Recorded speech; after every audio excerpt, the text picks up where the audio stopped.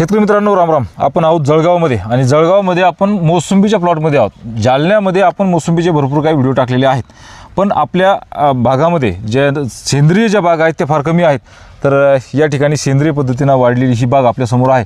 तर जवळपास 12 बाय 12चं अंतर आहे, 4 एकरचं हे क्षेत्र आहे आणि 1000 झाडं या ठिकाणी यांनी लावलेली आहेत. झाडाची क्वालिटी आणि पानाची क्वालिटी तुमच्यासमोर आहे. तर आपल्याकडं ज्या ज्या अडचणी आहेत त्यात सगळ्या त्यांना आम्ही अडचणी विचारल्या. त्याच्यामध्ये सगळ्यात मोठं म्हणजे मर आहे का, डिंक्या आहे का, बंद कॉक आहे का आणि मंगू आहे का, या सगळ्या प्रमुख अडचणी आपण त्यांना विचारलेल्या आहेत.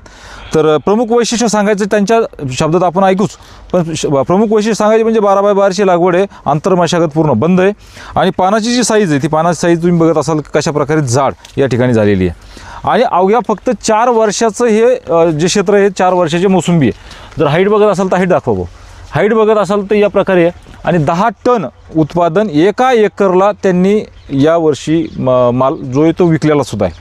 तर भाऊंची आपण ओळख करून घेऊ. भाऊ राम राम. राम राम. आपला एकदा परिचय करून द्या. आमचं नाव मधुकर समाधान क्षीरसागर, राहणार लोहारा, तालुका पाचोरा, जिल्हा जळगाव. तसं तर आता आमच्याकडं मोसंबी म्हणजे आमचाच पहिला हे होतं ठप्पा होता की बाबा जालना जिल्हा म्हणजे मोसंबी. तुमच्याकडे मोसंबी नव्हती. नाही मोसंबी बरोबर आहे. आता आमच्याकडे मोसंबी कमी व्हायला लागली बरं का. तुमच्याकडे मोसंबी फार चांगली तुम्ही आणलेली आहे. हो, कारण की आमच्या ज्या आत्ता अडचण सांगितल्या त्या आमच्या अडचणी आहेत. तर यातल्या डिंकाची अडचण तुमच्या या भागामध्ये नाही आहेच नाही. बरं. तर त्याच्यानंतर पिवळं झाड पडलं आणि मेलं असं काही पिवळं झाड नाही नाहीये. किंचित झाडं कुठे मोठे दिसतं. एक अर्ध झाड आपल्या याच्यात 1000 झाडामध्ये समजून घ्या. बरं. तसं तुम्हाला यावर्षी प्रचंड पाऊस आमच्यासारखा पाऊस जास्त पाऊस पडल्यामुळे झालं ते. बरं. याच्यामध्ये आंतरमशागत नाही, आंतरमशागत नाही, पूर्ण बंद. पहिल्यानं 3 वर्ष आंतरमशागत केली, आता 12 महिन्यापासून आपलं आंतरमशागत बंद झाली सगळी. बरं. तर याच्यामध्ये तुम्ही सेंद्रिय पद्धतीनं मला म्हणले आणि आपण त्यासाठी हा व्हिडिओ बनवतोय. तर सेंद्रिय पद्धतीनं जी मोसंबी ती मोसंबी कशी केली जाते आणि तुम्ही काय करता याच्यासाठी? चला आपण ते बायोरिस वापरतो. बायोरिस आणि अल्ट्रासी. बरं. तर आपण बायोरिच यासाठी वापरता बरोबर. तर सेंद्रिय पद्धतीनं बायोरिच वापरण्याचे काय फायदे तुम्हाला या बागेमध्ये जाणवले आणि खर्च किती झाला? खर्च तर लय कमी झाला त्याच्यावर समजून घ्या. बरं. तर खर्च म्हणजे आहेच नाही असं धरून चाला. इतर म्हणजे रासायनिक खताच्या याच्यानुसार फवारण्याच्या याच्यानुसार खर्च तर लय कमी आहे, डायरेक्ट 0 खर्च धरून चाला त्या हिशोबाने. तर भाऊ सेंद्रिय शेतीमध्ये तुम्ही करत असाल तर खूप चांगलीच गोष्ट आहे. आणि झाडाची क्वालिटी जर पाहत असाल तर एकदम झाडाचे काळापणा जो आहे तो याच्यामध्ये जाणवतोय. पान एकदम जाड आहे. तर याच्यासाठी तुम्हाला खर्च कसा करावा लागलाय?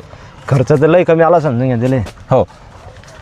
तर याला 4 एकरला खर्च जर सांगायला ठरलं तर तुम्हाला कसा, एका एकरचा धरू आपण, एका एकरचा तर तुम्हाला फवारण्या किती लागल्या असतील आणि कशा करता? महिन्याला किती करता? महिन्याला 2 फवारण्या भरपूर झाल्या. 15-15 दिवस. 15-15 दिवसातून. बरं. त्याच्यामध्ये बायोरिच जे आहे ते बायोरिच तुम्हाला 1 बाटली पावशेरची आणली की ते आपले घाटगे साहेब सुद्धा म्हणतात की तुम्हाला ते पुऱ्या गावाला पुरतं. मग त्याचा खर्च कमी झाला ना, नगण्य आहे. तर एका ड्रमला 2 किलो गूळ लागतो. 2 किलो गूळ, 1 किलो गोमूत्र, बरोबर, 1 लिटर गोमूत्र हो, आणि 20 किलो शेणखत.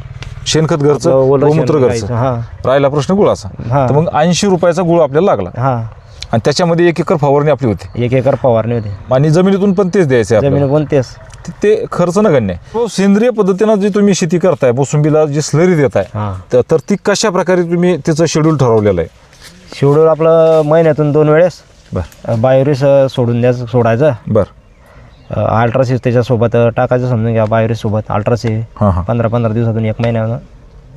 बरं. महिन्यामधून 2 वेळेस. तर फवारणी 2दा आणि जमिनीतून पण 2दा. बाकी दुसरं काहीच नाही. फवारणीचा सोडण्याचा थोडंसं अंतर ठेवायचं 15 दिवसाचं. बरं. या 15 दिवसाला आपण खालून सोडलं समजून घ्यायचं. 15 दिवसांना वरतून फवारायचं. मग 15 दिवसांना मग परत खालतून सोडायचं. परत 15 दिवसांना वरतून असं सोडण्याचा आणि फवारण्याचा टप्पा. बरं. तर त्याच्यामधून तुम्हाला बोर्डो पेस्ट लावायची गरज नाही पडली. तुम्हाला मंगू, बरं आमच्याकडे मंगू फार येतो. तुमच्याकडे मंगूसाठी काय करावं? विशेष नाही आला मंगू, काहीच विषय नाही आला. विशेष नाही. पिवळे पाला पण झाडावर तर नाहीच आहे. मंगू म्हणजे आम्हाला पालाच नाही कसा राहतो म्हणून आमच्या शेतामध्ये पाहिलाच नाही. बरं. तर अल्ट्रासी महिन्याला 1 वेळेस की 2दा? 2 वेळेस. 2 वेळेस. 15 दिवसातून 15-15 दिवसातून महिन्यातून 2 वेळेस. बरं. आणि बायोरिस तुम्हाला मग तुम्ही 8-8 दिवसाला जरी बायोरिस आपल्या हिशोबानं सवडा असले त्या हिशोबानं. बरं. सेंद्रिय खर्च आणि रासायनिक खर्च जर आपण तुलना केली तर टक्केवारीमध्ये जर आपण बोलायला ठरलं तर किती अंदाजाने खर्च होतो? बरं जास्त होतो कमी होतो? नाही 70% बचत होते डायरेक्ट जर म्हणलं तर. फक्त 20% खर्च. फक्त 20% खर्च होतो हो सेंद्रिय शेतीमध्ये. सेंद्रिय शेतीमध्ये. आणि बाकी जास्त करला तर 20% होतो, कमी करला तर 10% सुद्धा होऊ शकतं. बाकी तुमचं ही औषध आणा, ते औषध आणा, बोर्ड पेस्ट लावा. आता बोर्ड पेस्ट याच्यामध्ये जर लावायचं ठरलं आपला समजून घ्या तर बऱ्यापैकी अडचणीचं काम होऊन जातं. हा बोर्ड पेजचा खर्च वाटला समजून घ्या आपला, आहे की नाही? हा बोर्ड आणि वर्षातून दोनदा तुम्हाला लावू नाही, मग तो खर्च तुमचा वाचला. तो खर्च वाटला आपला. डायरेक्ट फवारणी देऊन टाकायची. डायरेक्ट फवारणी मारायची, कोडं धुवून बरोबर घ्यायची ना? बायोरिजनं. आणि एका ड्रम बनवला आपण तर जर आपल्याला असं ग्रेड धरलं तर एका ड्रम मध्ये अख्खे 200 एक एकर तर होऊन जातं. आणि 80 रुपयामध्ये 1 एकर व्हायला लागलं. बरोबर. हो एक आणि आपण जे व्हिडिओ बनवले त्याच्यामध्ये आपण बऱ्याच वेळेस सांगितलेलं आहे आणि दाखवलेलं सुद्धा आहे की एक फवारणी सुद्धा 1 किंवा 2 फवारण्यामध्ये डिंक पूर्ण शेतकऱ्यांचा गायब झालेला आहे. तर तो फार चांगली गोष्ट डिंक शेतकऱ्यांना. म्हणजे आपल्याकडे आलाच नाही, तुम्हाला माहितीच नाही अजून माहितीच डिंक. नाही, आलाच नाही ना. कारण की आपले झाडं 4 वर्षाचे समजून घ्या. बरोबर. आणि डिंकाची सुरुवात केव्हा चालू होते, झाडाचं वया वाढत चालल्यानंतर डिंकाची नाही, सुरुवात आता होते. काय झालं, ज्या ठिकाणी बुरशी जास्त आहे हा. आणि ज्या ठिकाणी रासायनिक केलं जातं, पाऊस जास्त आहे, अशा पिरियडमध्ये जमिनीमध्ये बुरशी जे असतात त्याच्यामुळं फायटोप्थोरा, मर आणि डिंक हे सगळं चालून जातं. बरोबर. पण ते तुम्हाला काही प्रॉब्लेम नाही. प्रॉब्लेम नाही आला आपल्याला अजून. बरं. तर भाऊ ह्या 4 एकरमधून तुम्ही उत्पन्न किती काढलं? आपले 4 एकरमध्ये 40 टन माल निघला आहे. 40 टन माल निघाला. भाव वगैरे चांगला लागला? भाव चांगला, हायेस्ट भाव भेटला होता त्या टायमाला 23 रुपयाचा समजून घ्या. आणि आजूबाजूला काय भाव चालू होता? आजूबाजूला 18-20. तुम्हाला सरस भाव मिळाला. हा क्वालिटी चांगली होती ना, क्वालिटी चांगली होती, मोठी साईज होती, साईज चांगली होती ना. 250 ग्रॅमचं पड होतं. 250 पावडर वगैरे फ्लावर होतं. हा पावडर एकदम फुल होतं फळावर. बरं. तर या बऱ्याचशा गोष्टी भावामध्ये सर व्यापारी बी आपल्याकडे येत होता ना. हा भाव पावडर असल्यानंतर व्यापाऱ्याचा फरक पडतो. न्यू शेलरच ना? न्यू शाला. तर भाऊंनी फार चांगली माहिती आपल्याला उपलब्ध करून दिली. बायोरिजचा जो खर्च आहे हा खर्च फार नगण्य खर्च आहे आणि त्याच्यामध्ये बायोरिज आणि अल्ट्रासीच्या या जोडीने त्यांनी ही शेती आता फुलवलेली आहे.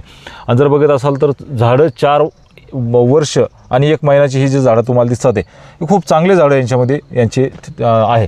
आता परत जो पुढचा माल येईल तो अजून त्यांना खूप चांगला भाव देईल अशी अपेक्षा करू आणि त्यांना शुभेच्छा देऊ पुढच्या पिकासाठी. तर भाऊ चांगली माहिती दिली त्याबद्दल आभारी आहे. धन्यवाद. राम राम. राम राम. भाऊ याची छाटणी कधी केलीच नाही? नाही छाटणी नाही करेल. छाटणी म्हणजे थोडी एकदम नॉर्मल.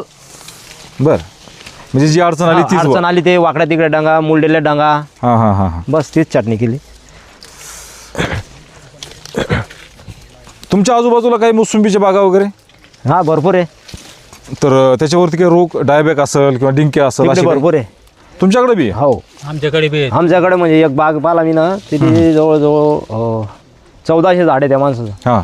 तिचं जवळजवळ म्हणलं तर 25% झाडं गेले आता समजून घ्या. किती वर्षामध्ये? आपल्या बरोबरचाच बाग आहे. तुमच्याच बरोबरचा हो. बाग आहे.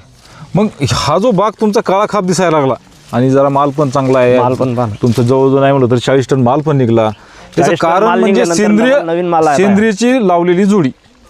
बरोबर. बरोबर. नाही तर तुम्हाला सांगतो तुमचं बोर्डो पेस्ट नाही म्हणजे डिंक येत असतो. हां तुमचं मशागत नाही आहे मशागत नाही आहे. आणि पाणी फक्त ठिबकनीच. पाणी ठिबकनच, पट्टी पाणी आहेच नाहीच. नाही. आणि हे जे तुम्ही बायोरिज जे सांगताय हे बायोरिजचं जे समजा द्रावण आहे हे द्रावण तुम्ही एकदा बाटली आणली 300-350 रुपयाची, 350 रुपयाची. तर ही तुम्हाला 4 महिने पुरती. 4 महिने. तर ते तुम्हाला दुसऱ्याला पण द्यायला चालतं. भरपूर. तर तुम्हाला एक ड्रमचा खर्च किती सांगा बरं? आपल्या ड्रमचा खर्च काय 100 रुपये खर्च धरा. एक 2 किलो गुळ. 2 किलो गुळ 80 रुपयाचा होतो समजा. प्रत्येक शेतकऱ्याकडे आपलं गोमूत्र तर असतंच. हा गोमूत्र गाईचं असतंच आहे, गोमूत्र गाईचं असतंच आहे. मग राहिला फक्त प्रश्न गुळाचा 2 किलो गुळाचा. तर त्याची प्रोसेस एकदा सांगा. प्रोसेस अशी समजून घ्या की आपलं 200 लिटरचा ड्रम घ्यायचा. हो. 200 लिटरच्या ड्रममध्ये 2 किलो गुळ, हो, 1 लिटर गोमूत्र, बरं, आणि गाईचं शेण 20 किलो गटोडं बांधून ठेवून द्यायचं. हो. आणि ते 3-4 दिवस आपल्या हिशोबानं 70-72 घंटे आपलं राहू द्यायचं. आणि बरोबर. झाल्यानंतर मग आपलं परत त्यात बायोरिज टाकून घ्यायचं. अल्ट्रासी. हां तर फवारून सुद्धा तेच आणि खालतून पण तेच. बाकी तुमचं हे औषधं आण ते औषधं आण नाही, नागाळीसाठी बाकी काय आण नाही. कोच नाही. नाही काहीच नाही. मग तुम्ही या बागेवरती दुसरं काडीचं औषध काहीच नाही आणलं? नाही. बोर्डो पेस्ट तर लावलेली नाही, नाही, बोर्डो सरळ पेस्ट सरळ नाही. तुम्हाला दिसते इथं. बरोबर आहे. तर एवढ्यावरती तुमचा बाग एवढा चांगला सुंदर फुटला. बरोबर आहे ना? तर स्लरीचा जो फायदा आहे तो फायदा तुम्हाला या ठिकाणी दिसेल. तुमचा जो गर्द काळापणा म्हणतो झाडांचा तो आपल्याला या ठिकाणी दिसतोय.